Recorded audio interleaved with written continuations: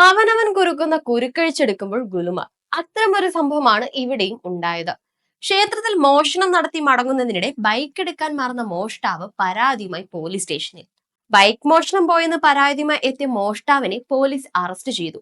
ഗുരുവായൂർ കണ്ടണശ്ശേരി സ്വദേശി Poothara അരുണിനെയാണ് Edappal police arrest ചെയ്തിരിക്കുന്നത്.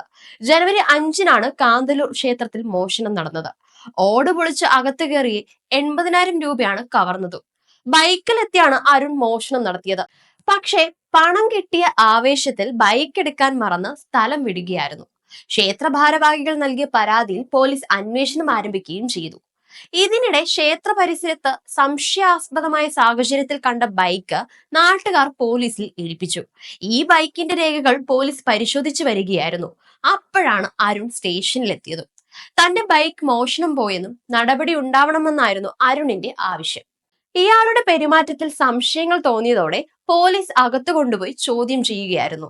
തന്റെ ബൈക്ക് മോഷ്ടിച്ചവരാവാം ക്ഷേത്രത്തിൽ മോഷണം നടത്തിയതെന്നാവാം എന്നാണ് അരുൺ പോലീസിനോട് പറഞ്ഞത്. പക്ഷേ തുടർച്ചയായ ചോദ്യം ചെയ്യലിൽ ഇയാൾക്ക് പിടിച്ചു നിൽക്കാനായില്ല. കുറ്റം സമ്മതിച്ചതിനെ തുടർന്ന് പ്രതിയെ പോലീസ് അറസ്റ്റ് ചെയ്യുകയുമായിരുന്നു.